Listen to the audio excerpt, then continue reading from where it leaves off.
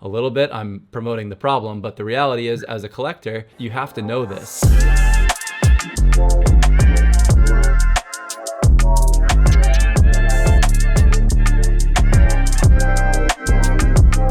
What's up, Candy fam? My name is Nate, that's David, and this is the Talkin' Candy Weekly Update. Every week we take a dive into everything going on in the world of candy and give you an idea of what to pay attention to. And David and I each have collections of our own, but this is not financial advice. Please do your own research. We are just here to have a good time. David, how you doing? I'm doing good, Nate. I'm happy that we're finally winding down with this leadoff set, and I can't look forward, or I can't wait for what's coming next. Yeah, we are at the tail end of the lineup number 6 drop, which means that every single player is in circulation at this point, and we are just a few weeks away from Titan burning. So we're reaching a new threshold here. We're still in a little bit of a lull in terms of actual news, but continuing to have discussion around burning. We're going to talk about some of the things that we've seen with this lineup 6 in terms of sales numbers. We're going to talk about the epic Titans that have been announced in terms of Titans that were not guaranteed. Turn that into some conversation about what you and I are both thinking in terms of burning and what we're seeing other people talking about. And then we're going to touch on the Sweet Futures contest in terms of the submitting your draft order. We touched on this last week, but just an idea of what we have seen in our own research in terms of best bets for what order to put those guys into. But as we do, we will start with some current events. Couple tweets got put out from some community members. Josh Courage was one of them, and just put out a cool tweet about some of his favorite pulls that he's grabbed so far. And it wasn't super obvious, but if you clicked into these, they were all pretty nice serials. So the Epic Bogarts was serial 4. The Eric Hosmer was the perfect 250 of 250, and most importantly, he pulled the Vlad Guerrero number 1, which is just insane. I can't even imagine what that was like. So shout out to Josh Courage. Had the opportunity to briefly meet at VCon. Awesome guy. So congrats on those pulls. We also saw a legendary get pulled by another member of the community. Sent us this video in order to tweet it. But again, can't imagine what it's like to see that Ruby legend icon pop up. Ended up being the Kenley Jansen 1 of 1 from the 2022 leadoff series. So congratulations on that. Another huge pull. And in terms of sales, we saw a couple big 2021 sales this past week. The Taylor Rogers 1 of 1 sold for $1,000. And we also saw the Rafael Devers serial number 3 sell for $2,200. So another big sale there. And then in terms of 2022 sales, the Albert Pujols Perfect 250 of 250 Epic went for $800. And the Brandon Nimmo 1 of 425 went for $500. That was the rare. So those are some of the big sales for the week. Wasn't able to tweet everything out. I was traveling last week, so I was a little I was slacking on Twitter, so I apologize for that, but gonna get back on that horse. And also, David put out another solution video for the Stranger Things puzzles. We had Phase 3 happen last week. Phase 4 will be happening tonight. I don't know if you want to touch on this real quick. So by the time this video comes out, it will have launched yesterday. It may not be too late. It just depends on how week 4 or phase 4 is going to operate. Because phase 2, when it launched, we had all the answers available immediately. So it was a same night solve. But phase 1 and phase 3, we had to wait days to get the necessary clues to solve the puzzles for those weeks. And so with week 4 starting for us in just a few hours, but for you, yesterday, if not longer ago, depending on when you listen to this, it may not be too late. It just depends on if we're still waiting for clues or not, or if the community was able to do an instant solve like we could for week 2. But one thing to keep in mind is there's less prizes each week. And so in week 3, once the solution had been found from the final clue, the prizes were all snatched up in less than 20 minutes. And so, with only half as many prizes this time around, they're going to go quick. It just depends on how long we're waiting for those clues. But definitely take a look at the Stranger Things chat on the Candy Discord, and we'll hit you with a solution video as soon as we have one. But we just don't know what we're getting into quite yet. Yep, absolutely. So keep an eye out for that video. Take a look at the old ones. Get caught up if you haven't already. You do need to finish every phase prior to completing the current phase. So kudos to David for putting those together. And last but not least, there was a really cool interview video team, that I'm joined here by Usman had the opportunity to do with Gary Vee and Harrison Bader of the St. Louis Cardinals. They ripped some packs, but cooler than that, they talked some baseball. Gary asked Harrison some good questions, and it was a cool dialogue. So definitely take a look at that one. That was a fun one to watch, and hope that they continue to do more things like this. I've said it before, I think that these player interactions, and certainly anything with Gary, are really good for PR and marketing and just having fun with the product. So those were the main pieces there. In terms of pack drops, as we stated, the leadoff series is coming to a conclusion. It's not fully done yet. We still have 5 days left on lineup number 6, so that will be done Monday night. But we've got about 9,000 packs sold on lineup 6 so far, which tells me that we're probably going to be flirting with the same 15,000 that we've been looking at for the last couple, maybe a little bit shy of that. It seems to be just a little bit slower than we've seen on the last 2, so I think that we're tiring a little bit here. People are probably running out of funds. I know that I'm in a much more patient mode than I was in lineup 1 and lineup 2. I've got those first couple sets complete, whereas these last couple, I'm not even close. So kind of shifted my focus towards Titans and stacking. So just kind of playing the hand that we're dealt at any given point. But wanted to just quickly show this. A few days left on lineup 6. I think that it's a speculative play that we've seen the 4 and the 5 packs continue to go up just because of the lack of supply. So could be smart to grab a few of these 6s if you want to just stash. Not financial advice, just a thought. But yeah, so we're definitely seeing the hierarchy play itself out with the supply that we have with each one of these packs. I don't know if you had anything you wanted to add to that. No, I agree with everything you said. I think lineup 6 might even stay under 12K at the rate we're currently going, because it is quite a bit slower. Most of those 9K happened within the first 2 days of the packs being available, and it's just been a slow trickle since then. But as we look at those older lineups, we see values continue to creep up.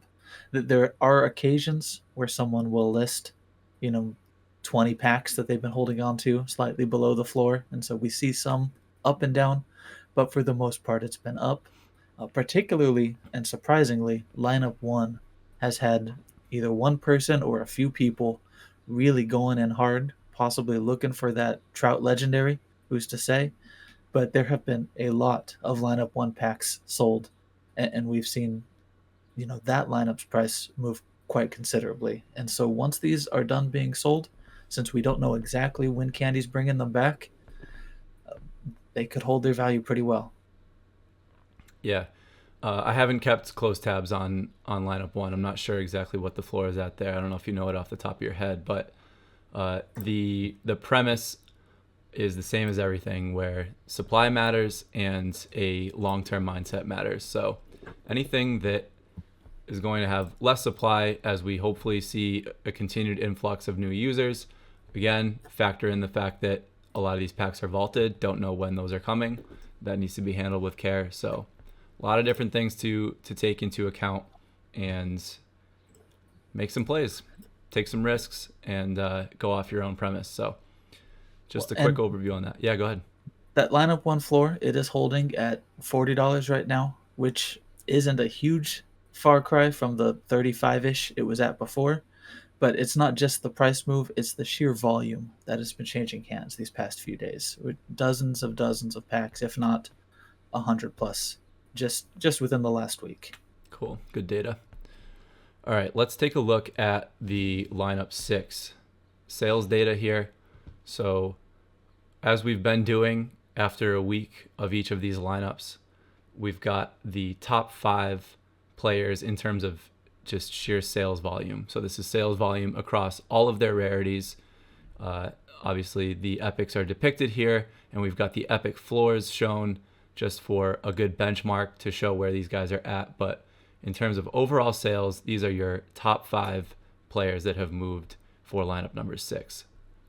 I don't know if you want to speak to this.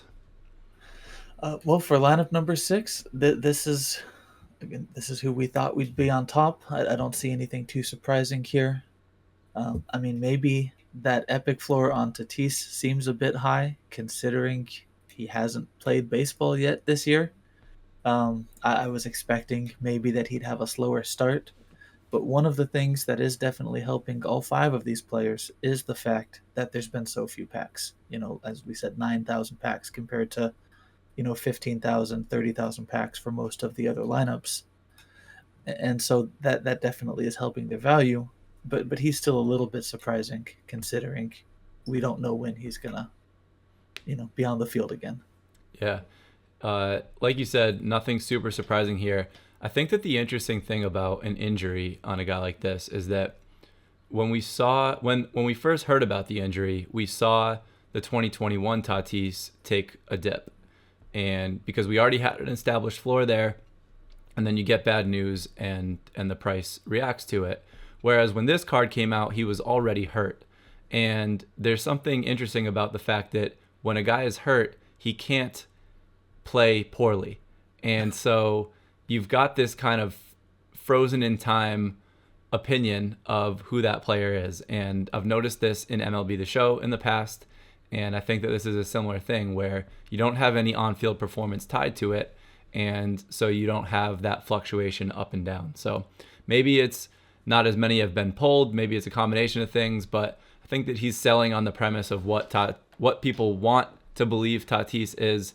And since we were already past the bad news of the injury, he just kind of is frozen where he's frozen. But just my own little theory on that. No, that sounds like a pretty good theory. And with Acuna coming back from his injury and playing the way he's been playing lately, he's been crushing it. Maybe the thought is someone like Tatis is going to do the same thing. And not everyone rehabs the same.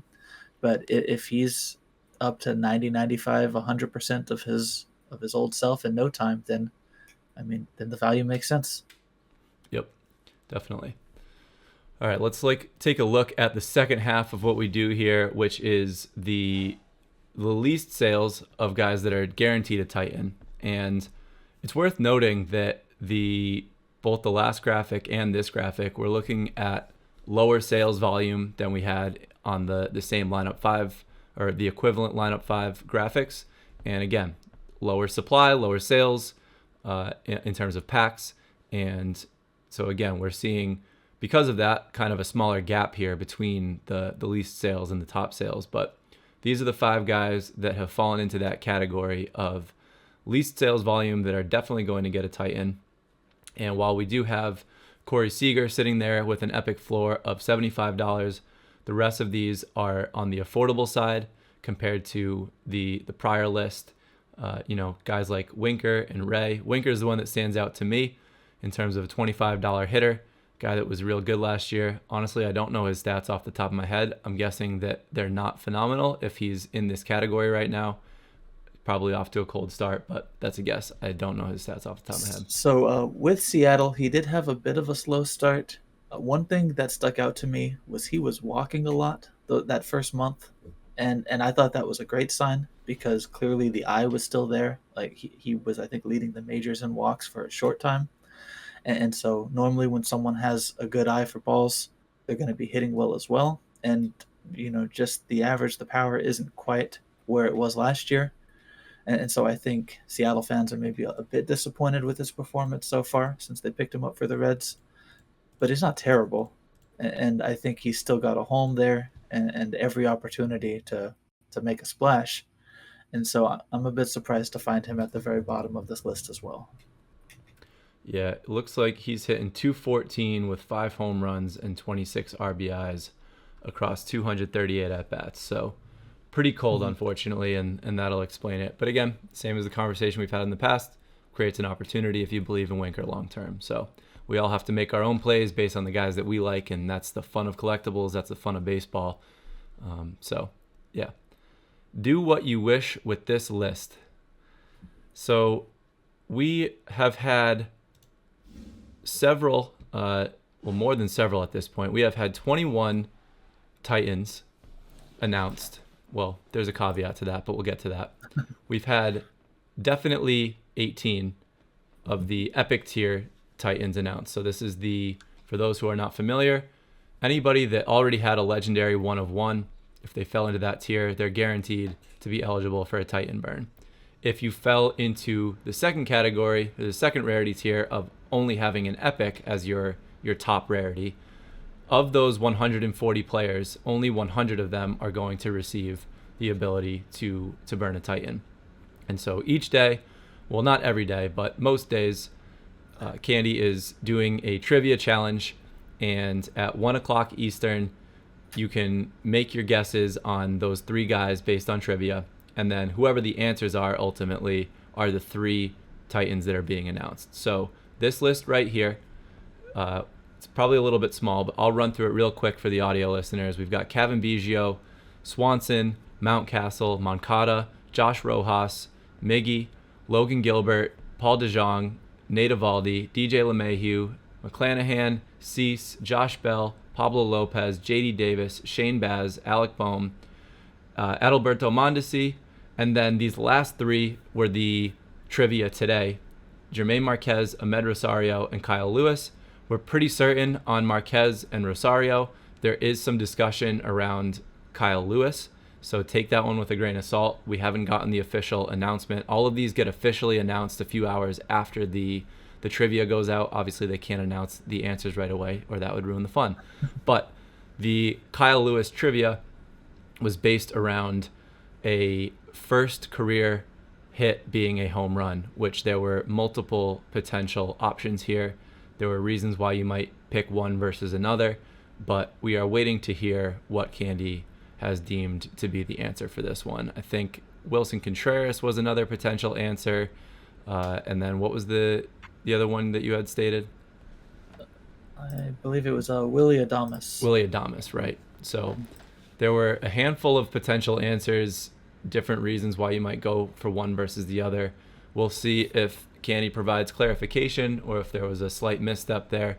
Not exactly sure, so take that one with a grain of salt. But the majority of what you see here, this is all accurate. The first 18 guys left to right are set in stone. And there's a number of interesting plays here, all on the more affordable side than the 1 of 1 tier for a number of reasons. But I don't know if there was anything that you wanted to add to that. So ever since they've been announcing the Epic players who are confirmed to have Titans, and they likely had Titans before, but now it's just confirmed. I've been keeping track of how much their prices have changed week over week, and we see some pretty big action from one week to the next based upon these announcements. And I mean, the dollar amounts aren't huge. We're talking about players going up from 50-cent cores to $1 cores, but that's percentage-wise a pretty big jump up. And we have some players like DJ LeMahieu. It wasn't a huge stretch to think that he was going to be one of the Titans. With only 40 players in this category not getting a Titan, it seems pretty safe to assume that he wouldn't be one of the ones getting left out. But even him, his price rose this past week 154%. And we have other players, JD Davis, Josh Bell, Swanson. Their prices rose 98%, so almost doubled week over week. And so we see a lot of 50, 60, 70% increases. And it's not huge dollar amounts, but if these are Titans that you're going after, it just shows that you can pick your spots and you can save some money. You can save, 100%. You could get a discount half off by buying it before they get announced. And even if it's the difference between paying $17 for your burn points versus $34, I mean, that's still $17 saved by, by not waiting on some of these players. And I think we're going to continue to see with each announcement that type of price move. And so you can either, if you're interested in burning for a Titan, you know, get in now before the price moves, or if you're just interested in making a few cents, you can use that announcement to sell at a slightly higher price than has previously been available. Yeah, I mean, for a lot of us, getting a good deal is part of the game. It's part of the enjoyment of it. So even though on a given guy it's maybe $17 instead of 34, if you're planning on getting a bunch of Titans, maybe it's 170 instead of 340, and it just means Mm-hmm. that you are allowing yourself to have more funds to put in other areas. And again, it's just fun to buy at the right time. So whether you're looking to stack a player for your own Titan burn, or to flip some of them in order to be able to afford something else in the meantime, these are the opportunities where before we have the information, there is the ability to try and go make a play. And the downside is capped too, because while some of these guys might lose something on their floor if they don't get a Titan, a lot of them are kind of already on the ultimate floor. So if the guy's cores are 50 cents and you stack a handful of those, can't really go lower than that. And it still is a valuable, burn asset in terms of accumulating your other 49 points. So I'll pull that graphic up. But it's they they all have use for something. So even if you make a play on a guy, you can still use it to burn for the 49 points that are not tied to the given player, and it's kind of a capped risk there, in my opinion.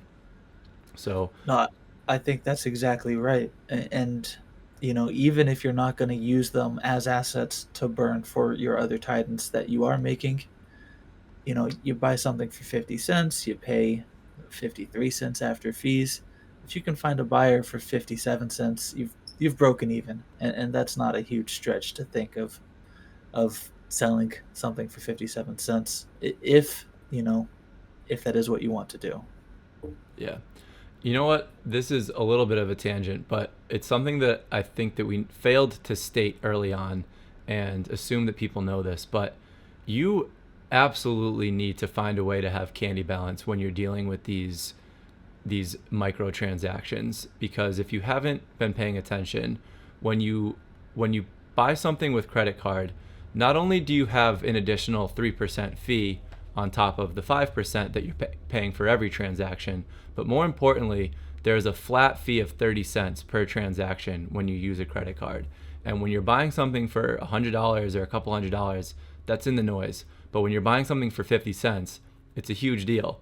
So I'm not saying that there's a good way to do this, and this is definitely a problem that Candy needs to solve and is in the process of solving. We are supposed to be seeing the ability to load your Candy balance using USDC crypto as a means to do that, and so that will be really good. And this has certainly caused some issues in the marketplace with people needing to find a way to sell something in order to accumulate funds. So a little bit I'm promoting the problem, but the reality is, as a collector, you have to know this. You have to know that if you're operating at scale with these microtransactions, you're costing yourself 30 cents on every single transaction, which is materially significant when you're talking about a 50 cent or a $1 card. So whether that's buying some of these L6 packs for 30 bucks and hoping that you can turn them for a small profit to at least cover the fees, finding a way to give yourself a small stack of candy balance to make these purchases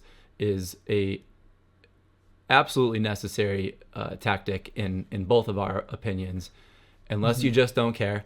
And I respect that. Some people are in here and they're going to do what they're going to do, and that's fine. Not judging either way. But if you're trying to do it the most efficient way, then you got to have candy balance when you're dealing with these very small value cards. That's very important, as you said, and it puts you in a difficult position sometimes. I recently was able to finish my lineup six, and so now I'm at 630 players out of 630.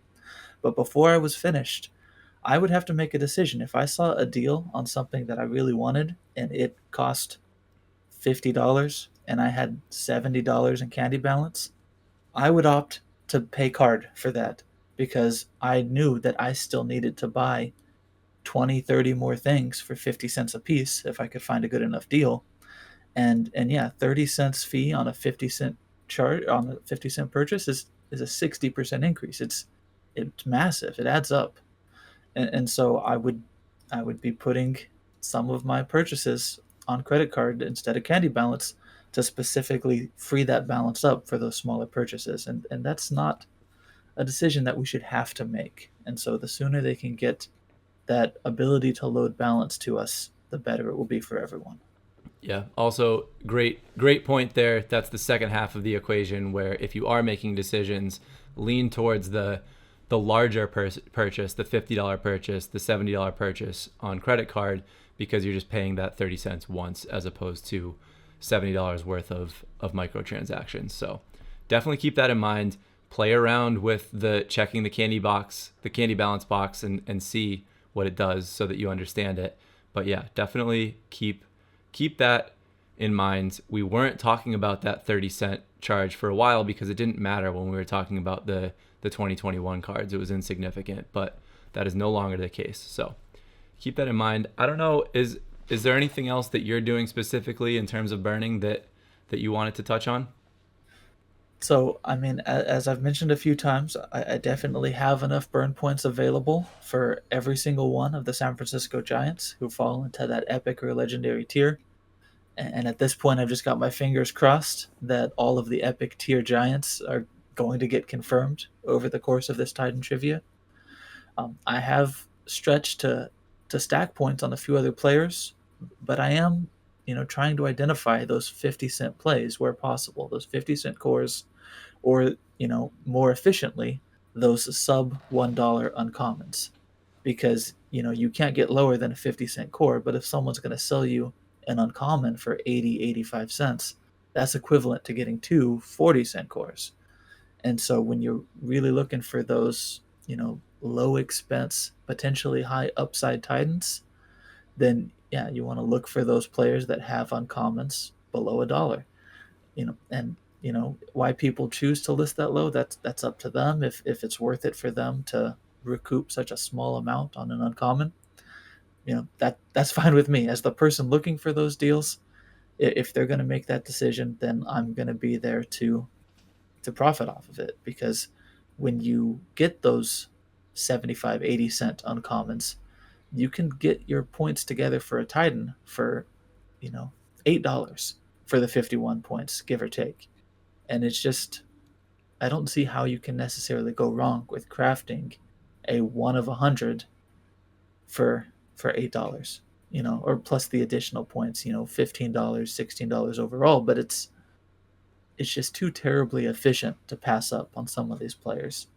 And there are some bigger names that I'm eyeing, and if they fall into my range, I might go for. But for the most part, I'm sticking with the lower priced ones that I think are slipping through the cracks, that I think are going unnoticed, and that's where my focus is right now. I want to get good value on my Titans as opposed to getting the very best ones.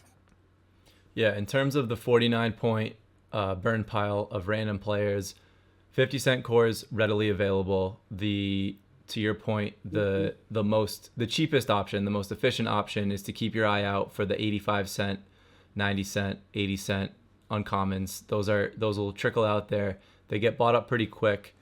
We've seen the uncommon floor sit at $1, at lowest 90 cents, and even at that, there will only be a handful sitting there. So if you're still in need of a burn pile, then keeping an eye out for those 85-cent uncommons is your best play.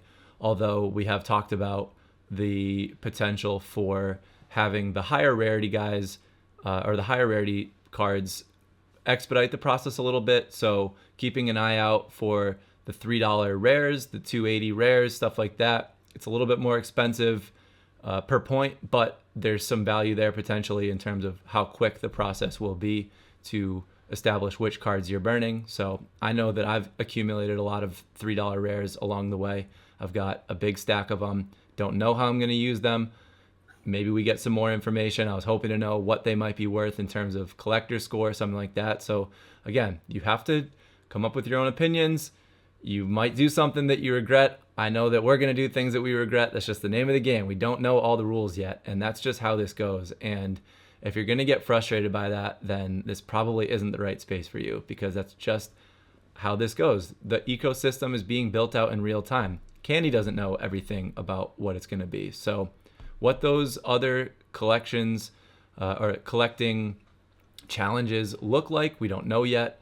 And so, is a rare going to be better to keep in your collection for some type of collector score that I'm just hypothesizing on?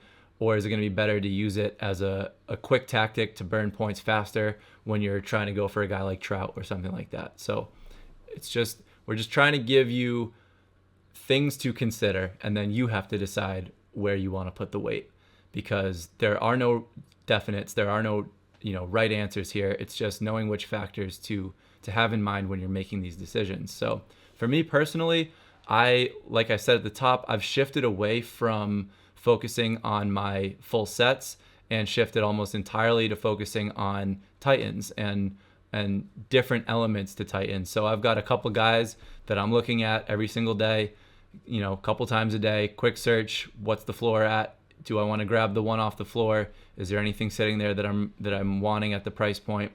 Unfortunately, the floors have crept up as the packs have gone away, and the supply is set into a certain number. So we have a lot of floors getting established. Some of them are creeping up, but for me, it's keeping an eye on those guys. It's keeping an eye on the general floors of any given card that we know are of value, and just I'm kind of at a wait and see what we got here. I'm enjoying seeing the Epic Titans come out each day in terms of the trivia, and seeing if some of the plays that I've made on stacks are going to come to fruition. I've got a good number of guys that I stacked in that tier on speculation, so it's kind of a wait and see period right now. You can make some little plays here and there, continue to work on the guys that you've already targeted to be your Titan burn, but for me, we are a couple weeks away from getting more information on what this looks like, and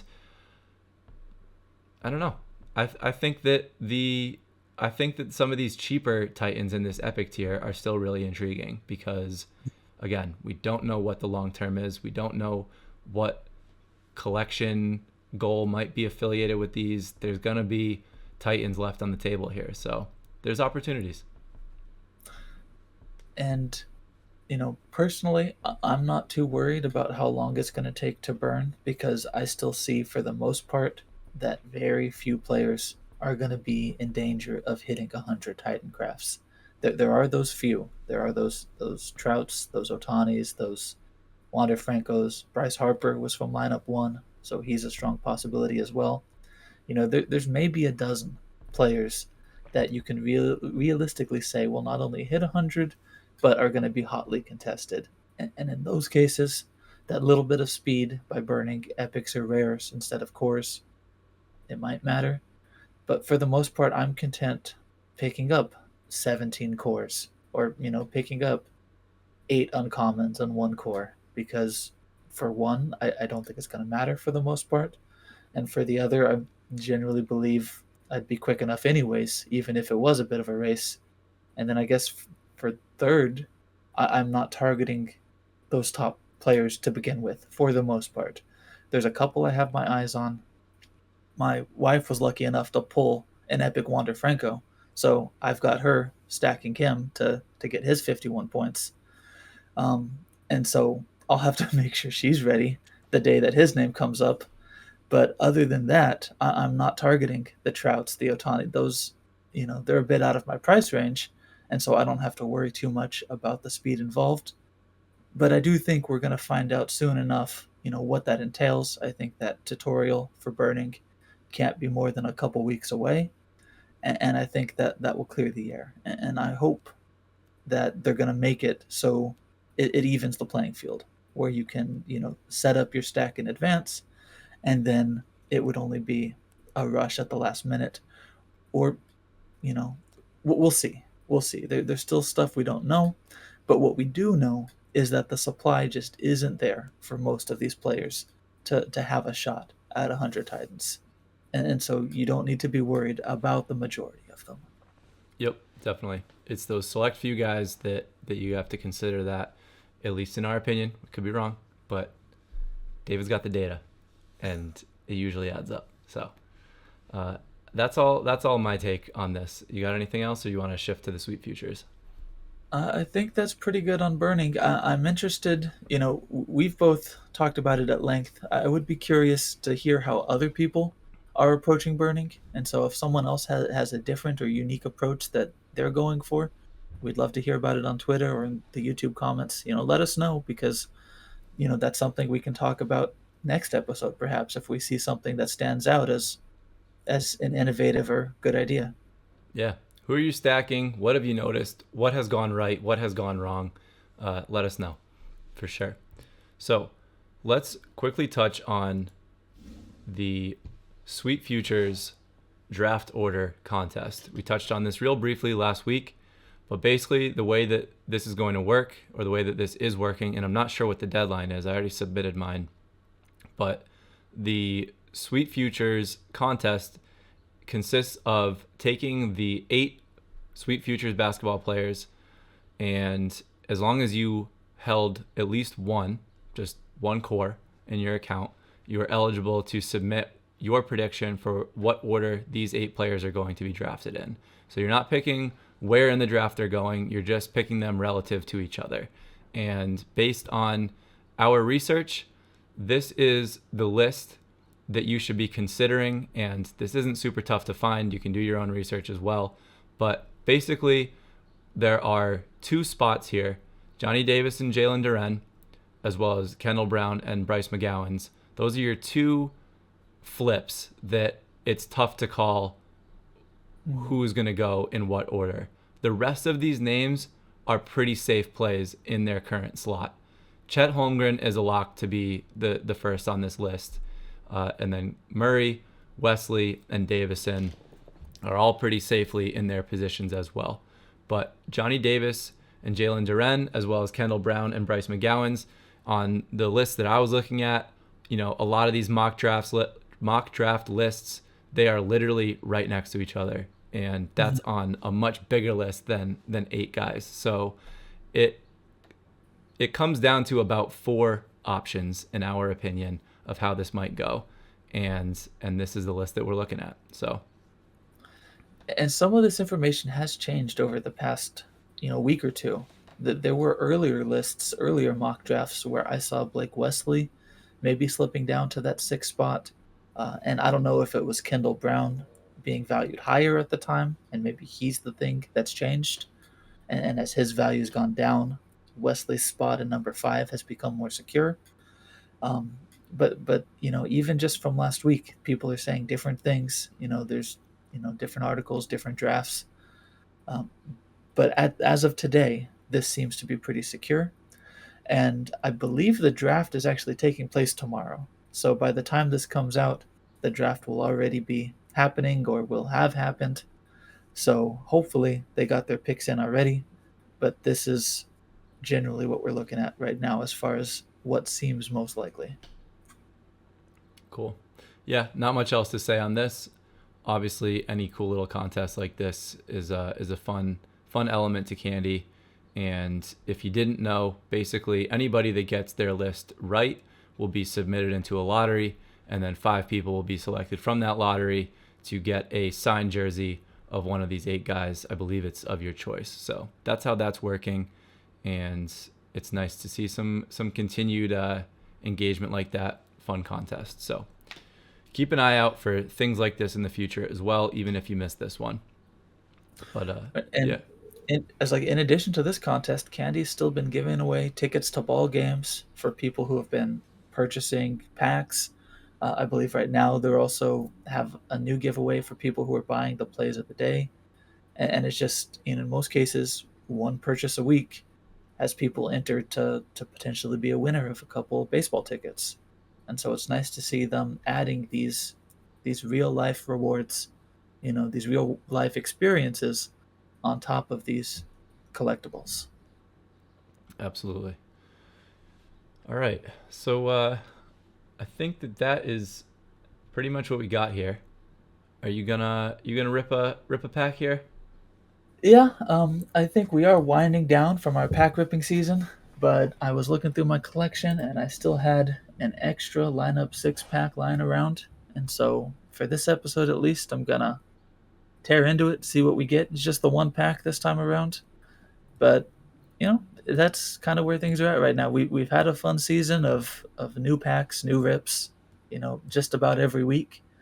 And now we're gearing up for something different. We're gearing up for burning, for Titans, for whatever's coming next. And so we'll consider this the final pack for the time being Yeah, and see how it goes. we'll definitely be ripping more in the future. There will be more drops, but right now we're gonna shift to just whenever we're feeling it. So let me pull this up here, and there we go. Gotcha. We're live. And it looks like we're live. So it's just, yeah, the 1 pack, lineup 6, most recent lineup. So it's got the fewest supply. Makes me feel good about that. And I bought it pretty early, so it's got a nice double-digit number. Pack number 34. Big Poppy Feels cereal. lucky. And let's just get right into it.